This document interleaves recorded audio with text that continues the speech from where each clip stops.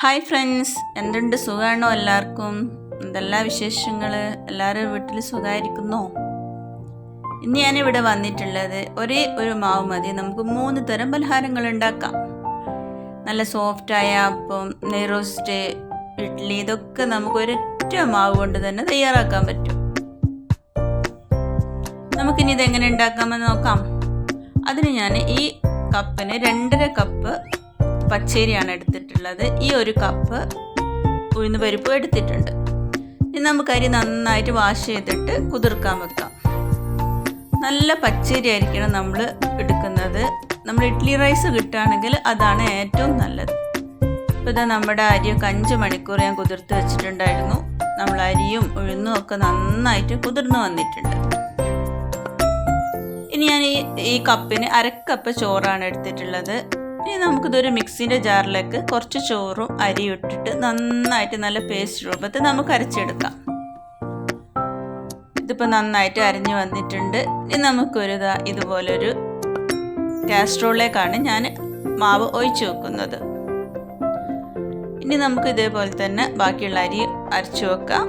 ഇനി നമുക്ക് ഉഴുന്ന് പരിപ്പും അതുപോലെ നല്ലോണം അരച്ചെടുക്കണം. ഉഴുന്ന് പരിപ്പ് നല്ല പേസ്റ്റ് രൂപത്തിൽ തന്നെ അരച്ചെടുക്കാൻ ശ്രമിക്കണം. നമുക്ക് ഉഴുന്ന് പരിപ്പ് നല്ല പേസ്റ്റ് രൂപത്തിൽ തന്നെ അരച്ചെടുക്കാം. കൂടുതൽ വെള്ളമൊന്നും ചേർക്കരുത്, കുറച്ച് വെള്ളം ചേർത്തിട്ട് വേണം അരക്കാൻ. ഇനി നമുക്ക് അരിയുടെ മിക്സിയിലേക്ക് നമുക്ക് ഉഴുന്ന് പരിപ്പും കൂടെ ഒഴിച്ചു കൊടുത്തിട്ട് നന്നായിട്ടൊന്ന് മിക്സ് ചെയ്തെടുക്കാം. നല്ലോണം മിക്സ് ചെയ്യണം. ഇവിടെ നമുക്കിനി 1/2 മണിക്കൂറോ അല്ലെങ്കിൽ 1 മണിക്കൂറോ നന്നായിട്ട് നമുക്ക് അടച്ചു വെക്കാം. ഇനി നമുക്ക് ഇതിൽ നിന്ന് കുറച്ച് മാവ് മാറ്റി വെച്ചിട്ട് ഉപ്പിടാം. നമുക്ക് ആവശ്യത്തിനുള്ള മാവ് മാത്രം എടുത്തിട്ട് കുറച്ച് ഉപ്പിട്ടിട്ട് നമുക്ക് അപ്പം ചുടാം. നിങ്ങളെൻ്റെ ചാനൽ ആദ്യമായിട്ട് കാണുന്നവരാണെങ്കിൽ ഒന്ന് സബ്സ്ക്രൈബ് ചെയ്യണേ. ഇഷ്ടപ്പെടുകയാണെങ്കിൽ ലൈക്കും ഒന്ന് ഷെയറും ചെയ്യണം കേട്ടോ. ഇനി നമുക്കിത് നന്നായിട്ടൊന്ന് മിക്സ് ചെയ്തിട്ട് ഒരു കടായിലേക്ക് നമുക്ക് കുറേശ്ശെ മാവ് ഒഴിച്ചിട്ട് ഒന്ന് കൂടുതൽ ചുറ്റണ്ട, ഒന്ന് ചുറ്റിയാൽ മതി. ഇപ്പം നമുക്കിതാ ബബിൾസൊക്കെ ഇങ്ങനെ വന്നുകൊണ്ടിരിക്കുന്നുണ്ട്. ഇനി നമുക്കിതിലേക്ക് കുറച്ച് ഓയിൽ ഒഴിച്ചു കൊടുക്കാം.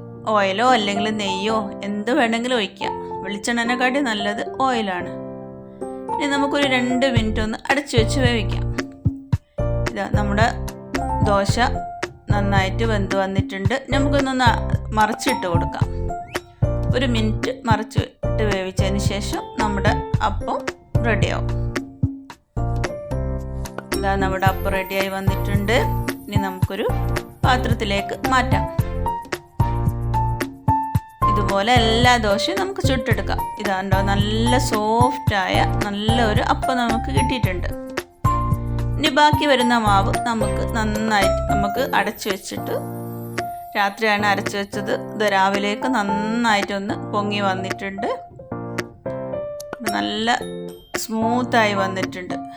ഇനി നമുക്ക് ഇതിൽ നിന്ന് കുറച്ച് മാവ് എടുത്തിട്ട് ഒരു പാത്രത്തിലേക്ക് ഒഴിക്കാം.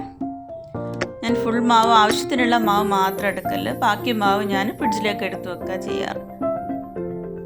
ഇനി നമുക്കിതിലേക്ക് ഉപ്പിടാം. ഇനി നമുക്കൊരു ഇഡ്ഡലി പാത്രത്തിൽ കുറച്ച് എണ്ണ ഒഴിച്ചു കൊടുത്തിട്ട്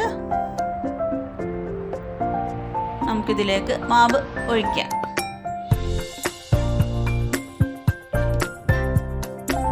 ഒരു സീക്രട്ട് ഇൻഗ്രീഡിയൻസും നമുക്കിതിന് ആവശ്യമില്ല. നമ്മളിതുപോലെ അരച്ച് വെച്ചാൽ നല്ല സോഫ്റ്റായ ഇഡ്ഡലി, ദോശ, അപ്പമൊക്കെ നമുക്ക് കിട്ടും.